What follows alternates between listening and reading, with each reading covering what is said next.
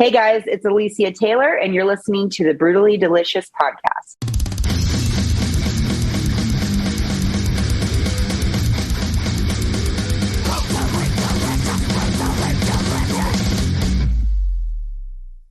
Anyway, Chris, you want to jump in first? Sure. So, as of yesterday was the first time I'd ever heard of you and your group.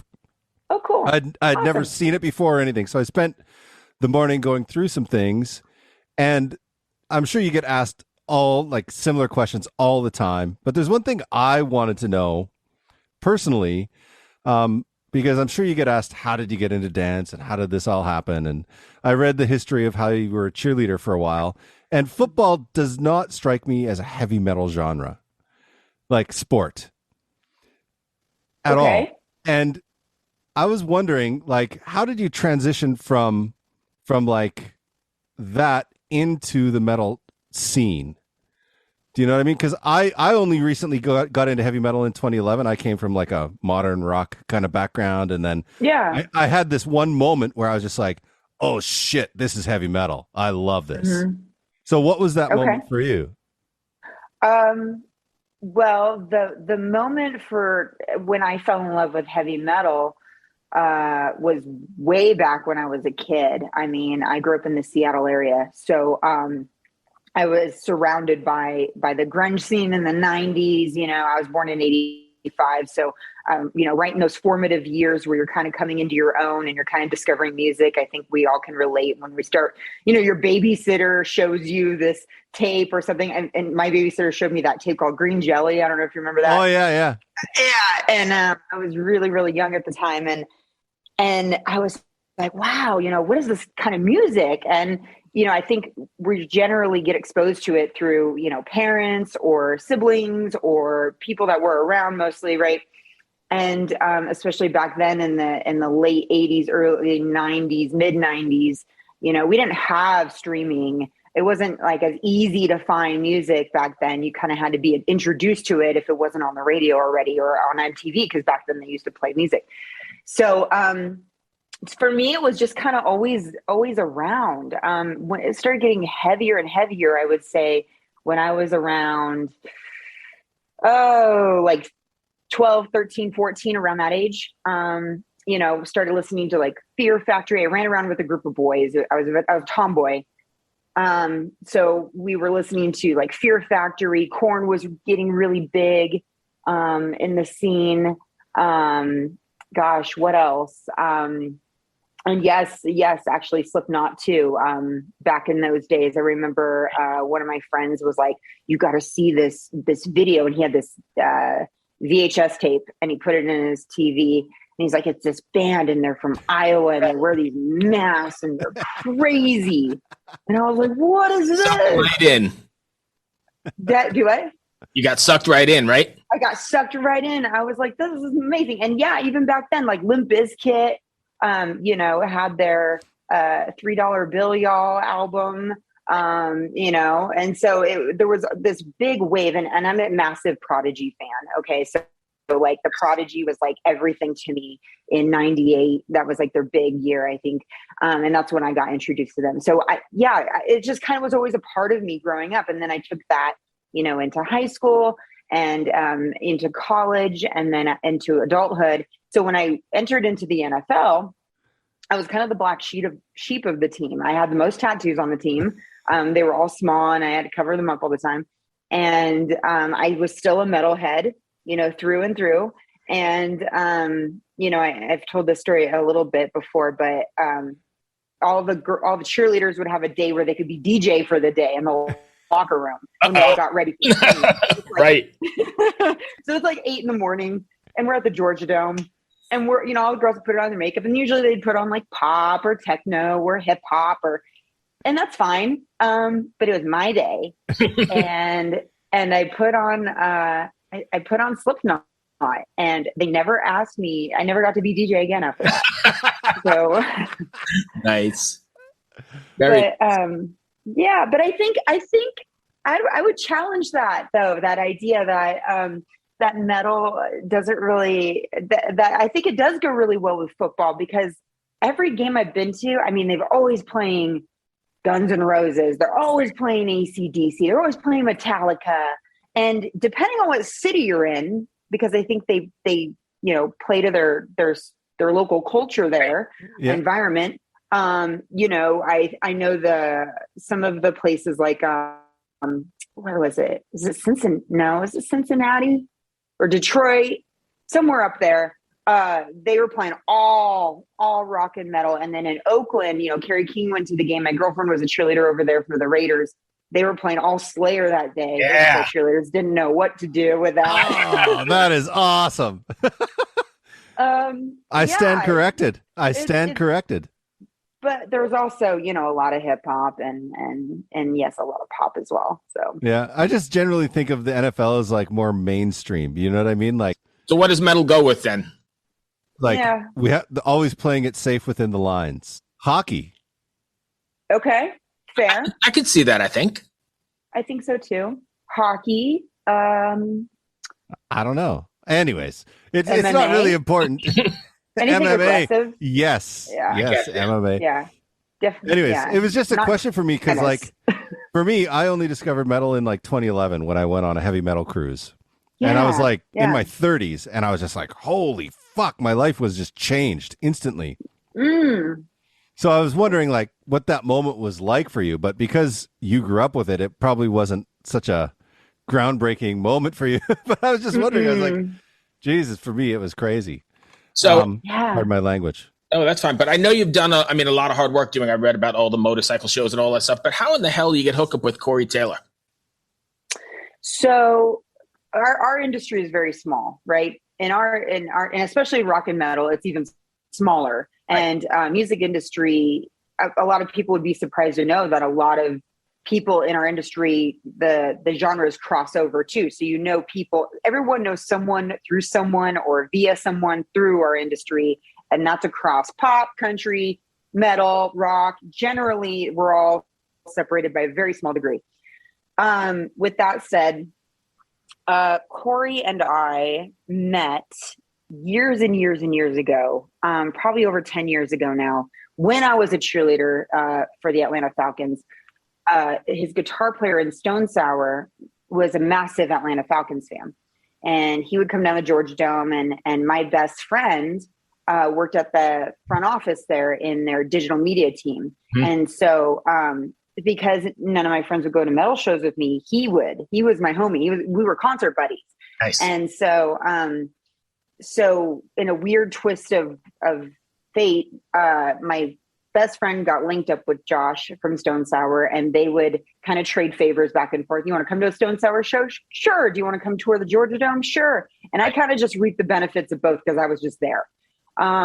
So I would go to Stone Sour shows to see Josh. I didn't even Corey met in passing a lot of times, like, hi, oh, that's Corey Taylor. Nice to meet you. Okay, bye. And then we would kind of do that over through the course of, 5, 6, 7 years or so. Mm-hmm. And then I started touring. I left the NFL, created Cherry Bombs. We started touring. We started gaining some momentum. And one show I was at, a Slipknot show, again, with my concert buddy, Corey came up and said, oh, hi, nice to meet you again for like the fourth or fifth time. And he said, you run that dance group that's like touring with rock bands now. And I said, yeah. And he said, I've seen videos of you guys. You guys are really good. And I was like, oh my gosh, thank you so much. And then it was like, bye. And then, a year or so passed after that. And Corey reached out to me directly and he said, hey, I'm putting this tour together with Steel Panther, and I want it to be really fun. And I want it to just be a party. And I want an act that is not a band. I want it to be something completely different. And I think the Cherry Bombs would be the perfect fit for this tour. How fucking cool is that? Yeah. So it's been a really long, so how excited was the kid that was listening to Iowa to being to actually sharing the stage or that moment? That must have been like quite amazing. Oh, it was unreal. Yeah, of course. I mean, anybody who's a fan of this music would have been. I was so stoked. I was like, oh my gosh, This is amazing. What a cool opportunity. And and I was super excited, super stoked, very flattered. And so we started going to work right away. I started working on this tour that I was going to be on with Stone Sour. And then through that process and touring together, Corey and I got to know each other really well. When you tour together, you're with each other every day for a long period of time. And, you know, you really get to know each other. And he said, "Can I take you out on a date?" And I said, "No." Oh, yeah, I turned it down. And, nice. And I said, you know, I was like, it's really important to me that I stay professional. And, you know, we're on tour right now and I just don't want to, you know, promote that kind of work behavior right now. And he said, "Okay, fine." And then after the tour is over, he was like, "Now can I take you on a date?" And I said, "Yes." So nice. I didn't know that you guys were together. I was just you're okay. I like this. This is fun. I didn't know. I was like, when he said he hadn't heard of you guys till yesterday, I sent him all the press release stuff. Yeah. I'm like I say, I'm kind of new to metal, and I like going into interviews in a way that doesn't make me have preconceived notions of. I love it. I like to get the idea of the band from their promo stuff, and then get to know the people behind the band. I love that. I think that's really cool of you. I think it's very genuine, and really, really rad of you. It reminds me, I did an interview last week with a guy, or a couple weeks ago, and he said, I did some research, and can I ask you this? Is your husband in the NFL? I was like, and I was like, "No, but I love that. I'm going to tell him that." My husband's in a way better rock band. Yeah. So I've been watching, I watched a few episodes. I just got to get the name here right. Girl Gang. So I watched a few episodes of Girl Gang, and something that struck me right away, because I just clicked on the first video I see, and you're stuck in the middle of Texas, your bus is broken down, and then you end up at a slaughterhouse as a venue. And I was just thinking to myself, this seems like a plot for either a really good or a really bad horror movie. And then later on, I see you get all this horror merchandise. And as someone who worked in the horror film industry for quite a while, how much does horror play into what you do as like the genre into your stage perception and props and all of that kind of stuff? It's funny that you say it that way and you bring it up, because this current show that we're touring with, and that we ended up filming as a movie over the pandemic, is a horror film, a horror story. It's called Macabaret, and I just took the word macabre and cabaret and put them together, and it's Macabaret. And it's about a man who breaks down in the middle of nowhere and finds himself stumbling upon a saloon, because that's the only thing in sight. He's in the middle of the desert, right? There's nothing in sight. Goes in, and the story is basically taking you through this saloon with this man, and we find out if he makes it out alive or not, or does he become an ever-living fixture, part of the saloon for all time. So it's kind of a Dusk Till Dawn meets Dante's Inferno mashup in the style of what Cherry Bombs is. So dance and cirque arts, kind of Broadway-esque, if you will, like a Broadway horror story. And that's, I would say it plays very heavily these days, because I've never written a show before. Our shows have never been a storyline before, where it takes you from the beginning to the very end. They've always been kind of like a band plays, like a song, and they're not related, and it's just the music. It's like a set. A set, exactly, very much. And this is a production. So we're telling you a story, and it is in fact a horror story. So yeah. That's cool. I just saw that you had all those horror shirts, and I was just like, man, this is so cool. Nice. Well, I'll have to send you the film if you're into it. And you want to watch it. Absolutely. Yeah. Cool. Now the other thing I was wondering, like in the videos, it makes it look like your whole troupe is involved in, like, not only just performing, but also like designing the props, making the props, setting up the stage. It seemed more like you didn't have a crew behind you. It was like you were doing everything as a group. Was I misperceiving that when I was watching that, or? These days, we're able to bring in members and crew members, but we are still very hands-on. Prior to the past couple years, I would say we had no crew. We did all our own wardrobe, all our own setup, load in, load out, tear down, setting up, rigging, everything. Wow. Now, because, we're becoming more popular and we're having a little bit bigger budget, we can afford crew. So, on this last tour we just did, we had 3 techs. So we had stage right tech, stage left tech, and an LD. And they were, because our show is growing so much and it's so heavy in the way of production and transitions and aerial apparatuses coming off stage and on stage and all these things, we really do need the extra hands. And so now we're able to kind of have that. So we're very, very grateful for that, very lucky to have that and be able to afford that now. But there are some shows coming up where we won't have the budget for that and we'll have to go back to doing it ourselves. And that's fine. All the girls are great. They all jump right in. No one's scared to get their hands dirty. And we've kind of always ran it that way. Selling our own merch. I used to drive the van when we'd tour in a van. And we'd sleep in it and that kind of thing. So we're kind of similar to a band in that regard where we're kind of earning our own stripes. That's so cool. Yeah, thanks. And then feels good. Here's a really odd question. Because you use so many props and so many things that could hurt you very easily, either swinging from the roof or in some videos I'm watching you use like power tools and stuff with sparks. Yeah.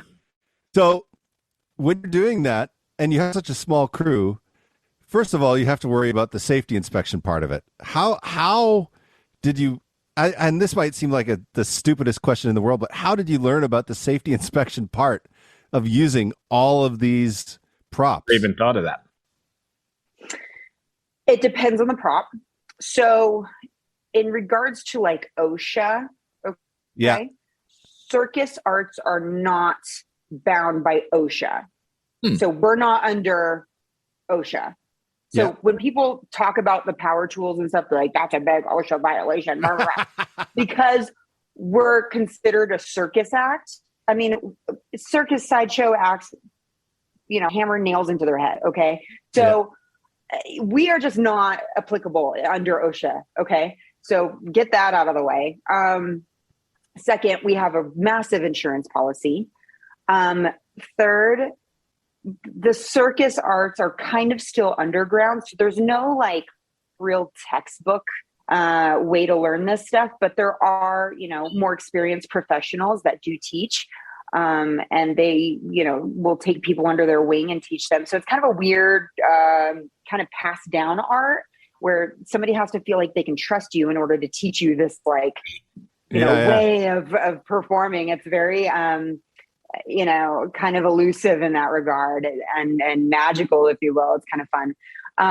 But yeah, so with Cherry Bombs, I would say I head up the fire department of it. So I make sure every member of my team is fire safety trained first and foremost. I take them through a whole fire safety course. Then I test them, I give them a written exam, and then I give them a practical exam where they have to demonstrate proper fueling techniques, extinguishing techniques, lighting techniques with different props. I light things on fire and I throw them and I tell them, figure it out. These kinds of things that I drill into their heads because it's a matter of not if, it's a matter of when something's going to go wrong. And is everybody prepared for that moment? I get that out of the way first and foremost. And then once they graduate that and they do that for a while, then they can move on to performing with fire. So that's how I operate. The aerial, my aerialists kind of take charge of that themselves. So they hold different types of trainings and certifications within that realm. So one of them is Sprat.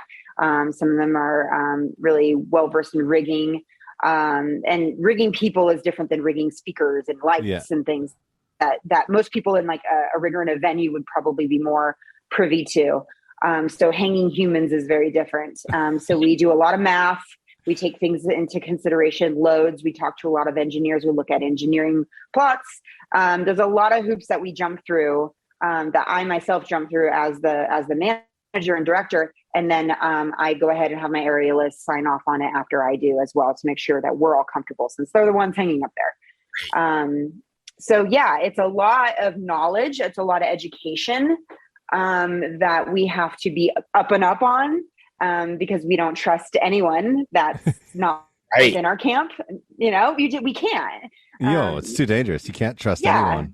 Yeah, we've seen stages put together with parts switched, and then a big guy pulls on something. It's like, well, it can hold me. You're fine. That's the check. Yeah, and then we know when that happens, we just go, nope, we're not going to fly today.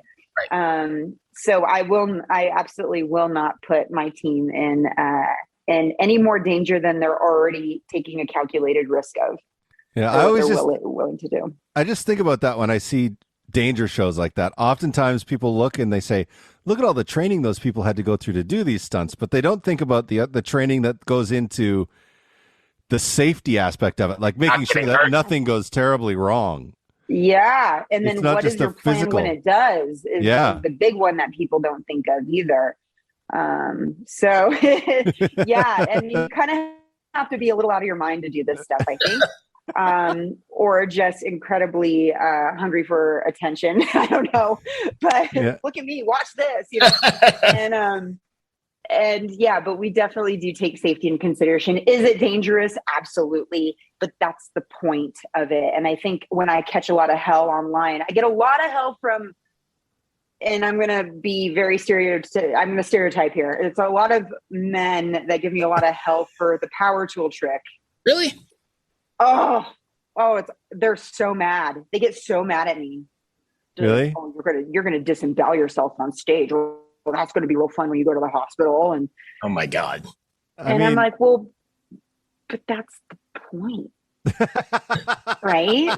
Isn't that why I'm doing it? There's danger and excitement and the whole thing. Like, what'd you think this was? Like smoke and mirrors? Like, what? So I saw that you guys are playing Louder Than Life and Aftershock. What's it finally like to be out there and back to doing what you do best? It's a blessing, man. I'll tell you, I will never take this job for granted. I will never not appreciate every moment that we have on stage, in the car, doing every little shitty part of this. There's not a lot of it, but all the little stuff that makes you grunt about it. Never going to complain, because it could all be taken away again. And we learned that these past 2 years. So, coming back to it, super exciting, super rad. It's so cool to see everybody put up their tour announcements, and we're going out here, and we're going out there, and all these lineups are coming out, and they're insane with the Aftershock and Louder Than Life too, like just insane lineups. And it's really, yeah, people are hungry. They are hungry, and everyone is on both sides of it, and you can tell. So it's really cool. With that being said, then the energy must be insane, right? Because you guys have done a few shows already. The energy exchange must be insane, because they're dying to be there more so than I think than ever in the past, and so are you. Yeah, 1,000%. Everybody's going ham out there. I mean, our first few shows when we toured during 2021, which what this current season of Girl Gang's about, we were kind of the first act to be heading out, and all the industry was kind of watching us to see, like, can they make this work? Can they do it safely, responsibly? And the audience, man, people were crying out there, just tears. And it was emotional. And then we started being like, and then everybody was crying. Yeah, I mean, you could tell everybody's soul got a little bit more dim during the past couple of years. So I think if the last couple of years taught us anything, is that art is like one of the most important facets of society, and it's also probably one of the most underappreciated things in society. Yeah, right? I mean, how lucky are we where we can just turn our computer on our phone and just listen to any song we want to, and at any given time. I feel like that kind of instant gratification, that on demand, has kind of made us spoiled and not appreciate the value of music, because it's just here whenever we want it. Back when, you had to get the CD, or you had to catch it on the radio, or you had to catch it on MTV. It was more of like a treat, Yeah. And now it's anytime, anywhere wear any way I want. And, you know, maybe we have kind of lost that appreciation. I think you're right. I think there's going to be a sort of artistic renaissance here because everybody's been like locked away working on their craft and learning and, you know, putting the best stuff together. And I think now that it's opening up, we're going to see like an artistic renaissance, not just in music, but in dance and in shows. Yeah.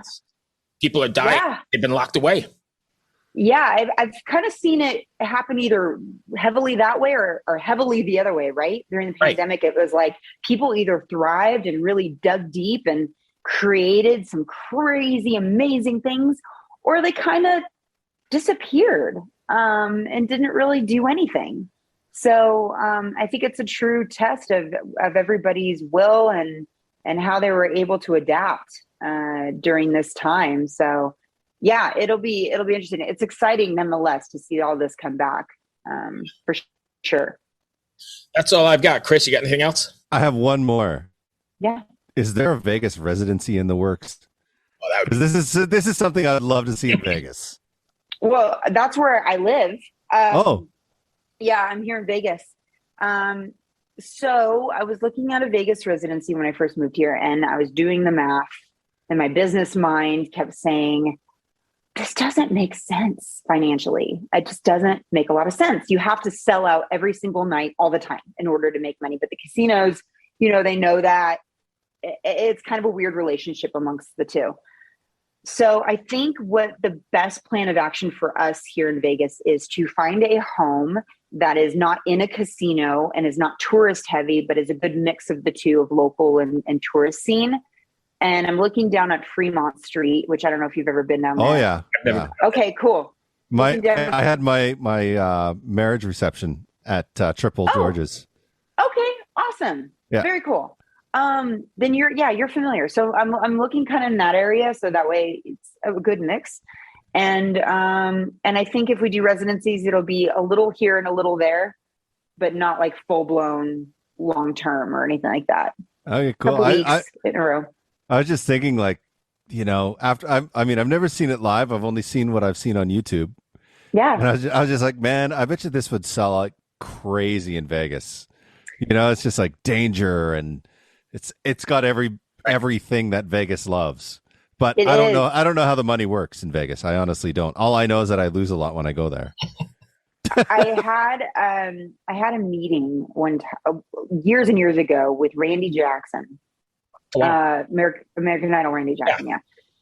And he was like, I love that the Cherry Bombs are doing. I think you guys are onto something.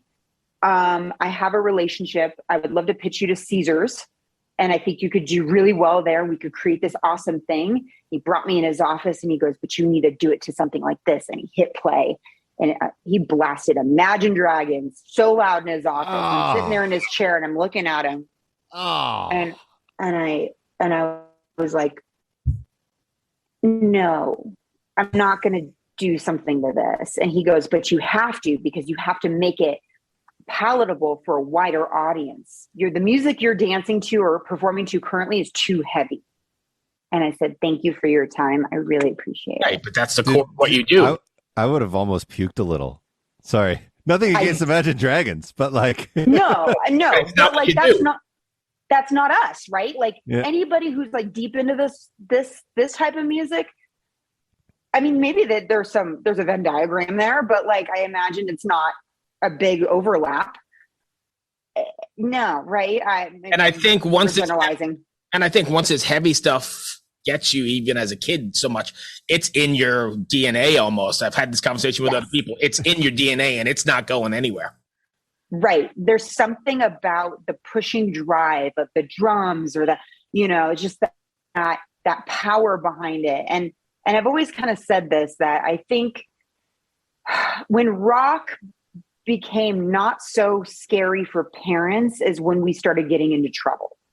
You know, when parents started being like, yeah, Mike, I'm not to say all, because, you know, we have parents like would take their kids to Kiss shows back in the day when Kiss was like super scary. Sure. And, Metallica and even Slayer and all this stuff and even Slipknot. But I mean, like, a lot of like when they're in like car commercials, and like a lot of parents were like very comfortable with their kids going to these things. Like when parents were very comfortable with this music is when we started losing that edge. We only got 8 minutes left in this thing, so we have to wrap it up quickly. But don't you think that that's what keeps it going, though? Passing the torch to your kids so they can keep coming to the shows and keep supporting? It's kind of a double-edged sword there, right? It is. But I think it's happening now more than ever because, my generation and older, we were those kids. Right. We were those kids and we grew up with it. And so we're showing those kids. But I mean, I think right now, the things that making parents really nervous is the hip hop stars. Yes. Your Cardi B's and your whatnot. And so they're really kind of at the forefront of the edgy, cutting edge stuff right now. Right. Because they're pushing boundaries and they're pushing people outside of their comfort zones. And I think that's what I'm trying to say. Right? Yeah. Like when you're pushing people past what they're comfortable with is kind of the goal of like rock and metal. They never cared about being mainstream. Right. Yeah. Ever. Right. Never. I kind of get that about Cherry Bombs though, is that you push people out of their comfort zone because it's like, it's like scary. It's women using power tools, which is for some reason scary for men. I don't know why. And you're flying in the air. I watched it. I was like, oh my God. And the first thing I thought, which I'm sure everyone says, because Bruce said it to me too, I was like, this is like a metal Cirque du Soleil. That's what I'm watching. Absolutely. It is a metal Cirque du Soleil. And, I think women and women's bodies make people really nervous still, especially in America. Yes. Yeah. Absolutely. And there are times where we show some skin and that can make people very uncomfortable. Right. What a weird time we live in. It is, right? Yeah. It is. You're born that way, man. I'm fucking naked. Yeah, we all have nipples. Well, most of us do. Thank you. Awesome. Thank you so much for taking the time. So much for your time. Be safe on tour. Talk to you soon. Thank you. Hope to see you guys soon. All right. Bye. Bye. Hello out there. Yes, hello out there, everyone. I'm Hal Schwartz. And I'm Flynn McLean. Together we host None But the Brave, a podcast dedicated to the music and career of Bruce Springsteen. Bruce and E Street Band are on tour right now for the first time in 6 years, and we're taking a detailed look at what's happening on stage in our bi-weekly episodes. We've also been recently joined by some very exciting guests, including rock journalist Warren Zanes and Stephen Hayden, Backstreet's Magazine founder Charles Cross, and Barstool's Kirk Minahan. If you're a diehard Springsteen fan, this is the show for you. So please subscribe to None But the Brave on your favorite podcasting platform, and we hope to see you further on up the road. Thank you so much. We'll be seeing you.